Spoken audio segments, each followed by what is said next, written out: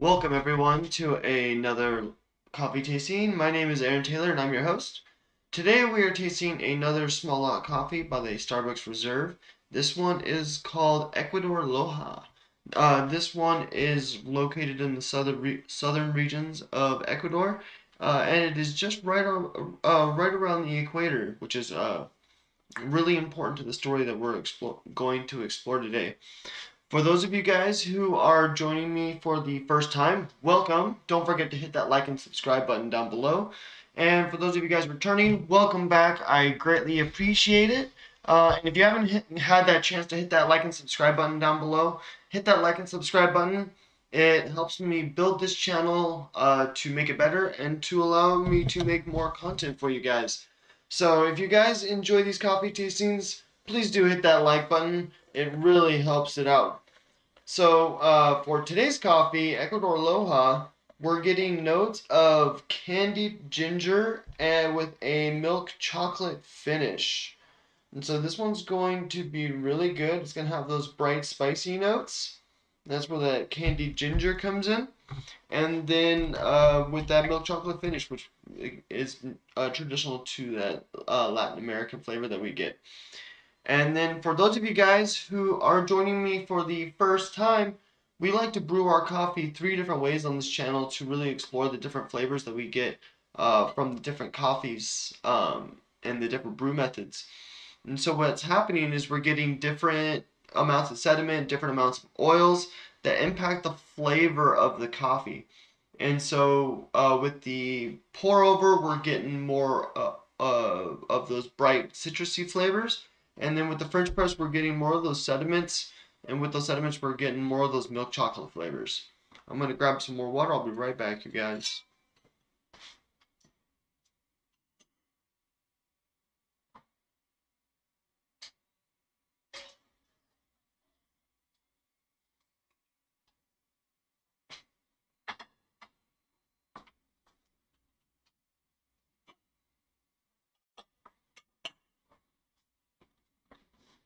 So when you're brewing a pour over and a Chemex, you want to pour just a little bit of water on top, and then you want to let it bloom. And letting it bloom is very important because what's happening is all that air that's trapped in the grinds is rising to the surface. And when you have that rise to the surface, you're allowing the air to escape. If you pour all your water at once, what'll happen is all the air gets pushed to the bottom of the filter, and you end up with a a barrier blocking the brew process. And when you have a barrier that's slowing it down, you end up over brewing your coffee.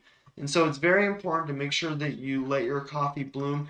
If you see those air bubbles rise right away, you know that it's bloomed. Sometimes you get like these really cool blooming effects where you get like a nice dome. And then once you get that, then you can just pour right over in the air just for like kind of like escapes as you pour the next batch of water. And so one way you can tell if you didn't let it bloom properly is if your coffee takes forever to brew. Proper pour over should take about 2.5 minutes to finish brewing for a at least a 16-ounce cup of coffee.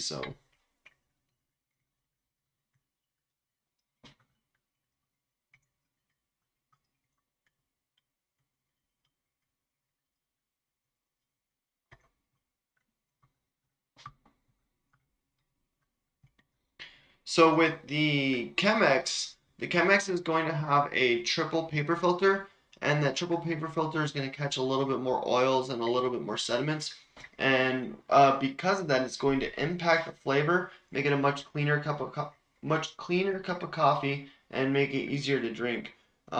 Makes it very, very smooth. So if you don't like a really strong flavor cup of coffee, the Chemex is really good. And then also, if you are sensitive to like the oils in the coffee, and it's been really affecting your stomach, maybe switching to a Chemex might be a good idea for a while, just because you're getting less sediments and less oils in your coffee, impacting your gut biome less.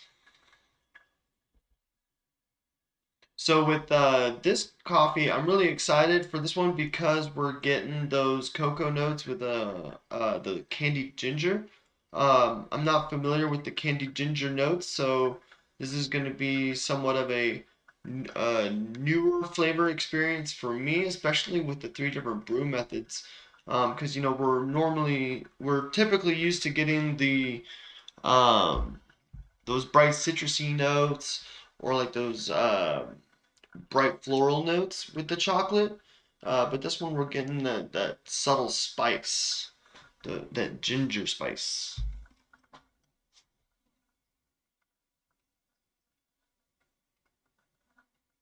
All right, we're gonna give the last dose of water here on the Chemex, and then we're gonna start our tasting.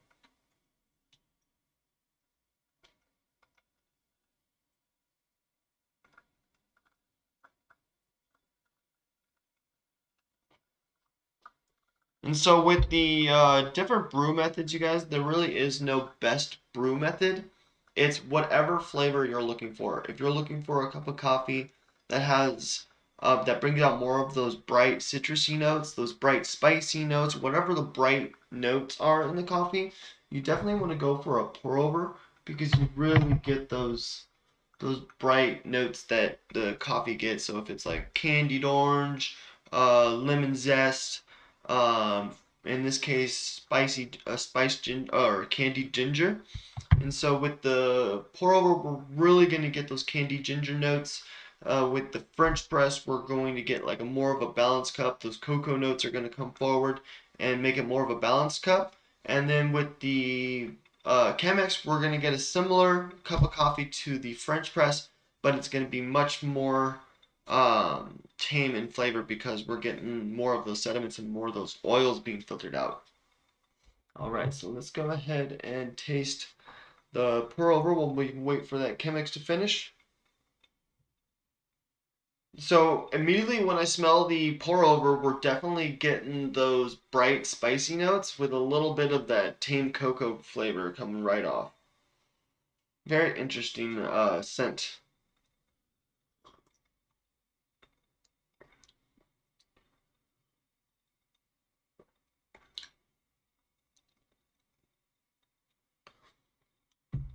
So with this particular cup of coffee, it's interesting.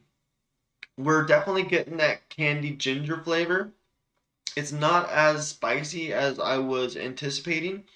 Um, it's more tame. It's almost like a slight peppery flavor, especially after your mouth washes clear and some of those milk chocolate flavors start to come forward and you're getting those bitters. It almost has more of a pepper quality. Very, very interesting.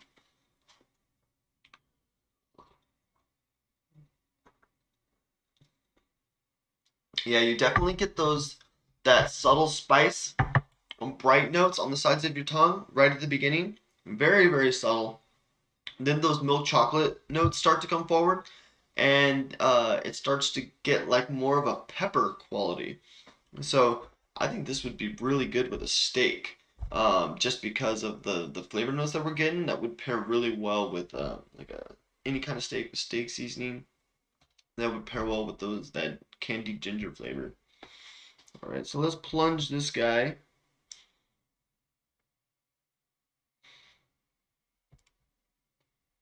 So with the different brew methods, the pour over, the French press, and the Chemex, they all get different amount of time of brewing and a different grind setting and a different amount of grinds as well. And that's going to impact the flavor of the coffee. And so with the Chemex, we have more of like a medium coarse grind that's going to be a little bit closer to the French press.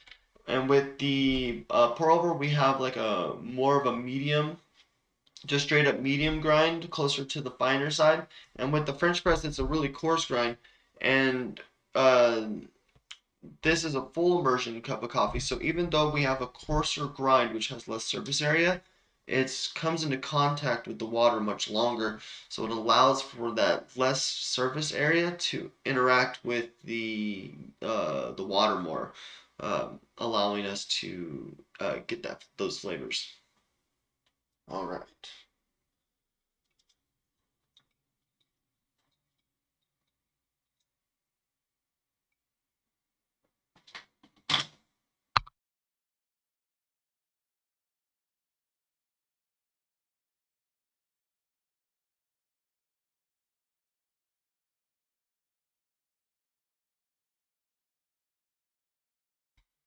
All right, so now we are going to taste the French press, and once we taste the French press, we are going to taste the Chemex, and that way we can really compare and contrast the two different brew methods.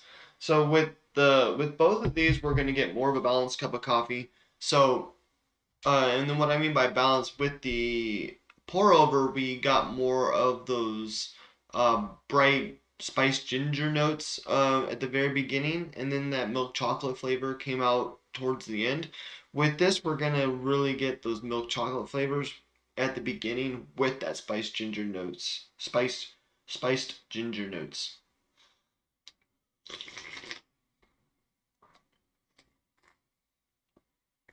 Oh yeah, much smoother. We're definitely getting those candy ginger notes at the very beginning, but we're definitely getting a lot more of those milk chocolate notes as well. Very, very smooth. I like it a lot. It still gets that peppery flavor towards the end as we let our mouth wash away.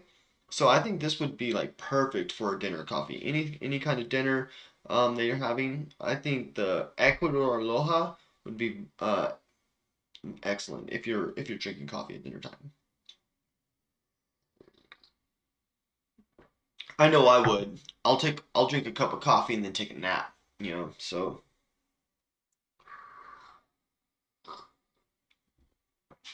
all right. That was really good. So with the French press, you guys were getting those spiced or candied ginger notes at the very beginning, alongside with those strong cocoa notes, allowing it to be more of a balanced cup of coffee, but we're getting those intense flavors. And then now we're going to try the Chemex. The Chemex is going to be very similar to the French press, except for the fact that we're going to get a more subtle notes. We're going to have same flavors, but they're not going to be as intense as they were on the French press.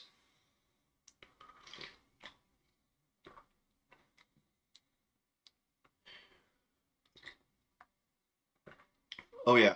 So this one's really nice. This is we're definitely not getting that peppery mouthfeel as much in the aftertaste, but we're still getting that subtle candied ginger spice at the very beginning with that milk chocolate finish, and it's very very smooth, especially on the Chemex. Really really good. So again, with the pour over, you guys, we're really getting those candied ginger notes at the very beginning, really brought forward, kind of spicy. And then afterwards, when you kind of get that palate wash away, we get that peppery mouthfeel, and it also comes alongside with like a dry mouth feeling. With the French press, we're not getting that dry mouth feeling, but we still get that peppery flavor after the palate washes away. And then with the Chemex, we're not getting that peppery mouth feeling, but we still get that smooth cup of coffee, and it's really, really pleasant. I like the Chemex a lot, especially on this cup of coffee. Though, if I were to choose a preferred brew method, I would probably go with the Chemex this time, just because the French press does have that intense peppery flavor towards the end when you start to let your palate clear. And I'm not a big fan of the peppery flavor, so I would stick to the Chemex on the Ecuador Loja. Yeah, that is really good. Ecuador Loja. All right. So now that we have tasted the Ecuador Loja, let's talk a little bit about Ecuador Loja itself. So Ecuador Loja is located in the southern regions of Ecuador, and it's located around the equator. And because it's located on the equator, it makes for a perfect place to grow coffee. You have the right amount of sun, the right weather. It's a tropical region.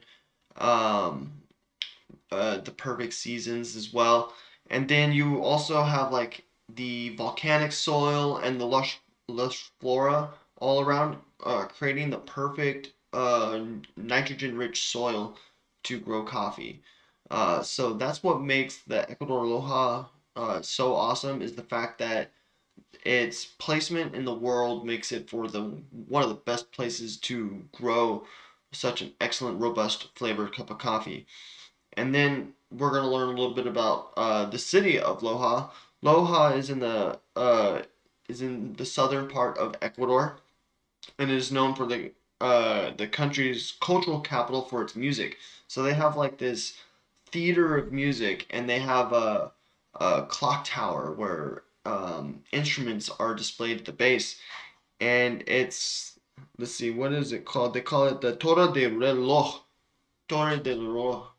and sorry, you guys, if I said that. Yeah, absolutely horrible.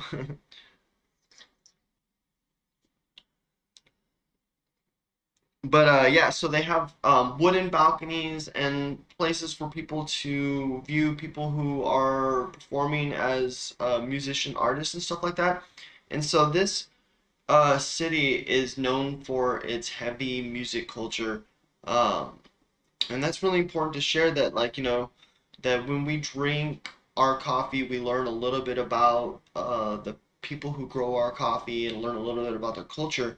And so where this coffee comes from, the part of this world is dedicated to music and the history of music and practicing the traditions of their ancestors when it comes to the types of music that they play and the instruments that they use. So super cool to learn a little bit about the city of Loja and how they have like a special um, area where they people come together and they play music and dance and have festivals and uh, dedicated to music history and culture. So, and that's what this channel is all about, is learning all about the history and culture behind coffee. And so to find that uh, this coffee comes from a culture-rich community that's dedicated to keeping music alive, and and music just enriches the spirit, and that's important to always have around you, is something that enriches the human spirit, something that makes you happy, and to have this community that can come together and play instruments and have festivals is important, and to be able to continue to do this and transition back into it after the pandemic is going to be important, because we got to remember that we have to come together as a community, and that we all live together, and that we need to you know treat each other with love, respect, and kindness, and that is always important, you guys. No matter who we are, we're all human beings. So let's do our part and keep the community together and bring each other together through coffee or through music or whatever the medium might be. There's always a way the community can connect, and so that's what this is all about, is learning how we can all come together through the tastings of coffee.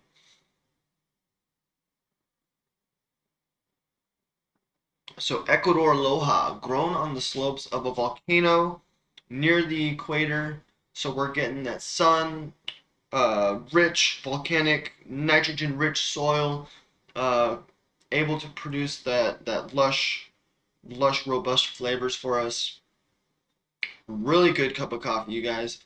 If you guys get a chance, I definitely recommend getting the Ecuador Aloha. And if you have a store that can brew it on the Chemex for you, I would definitely prefer getting this on the Chemex. And then if you don't want to do it on the Chemex, I would definitely go for the French press.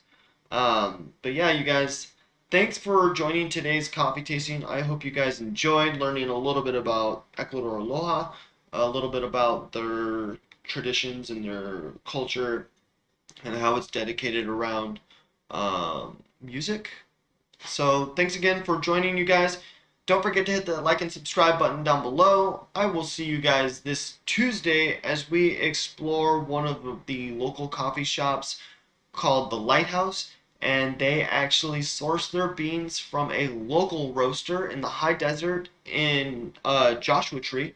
So we're going to explore a little bit about their coffee, where they sourced their beans from, what inspired them to start roasting coffee, and then we're going to learn a little bit about the Lighthouse and when they started and what inspired them to open up their coffee shop and what inspired them to source their coffee from a local roasters. So, thanks again, you guys. Join me this Tuesday as we explore the Lighthouse Coffee Shop in downtown Palm Springs. I will see you then.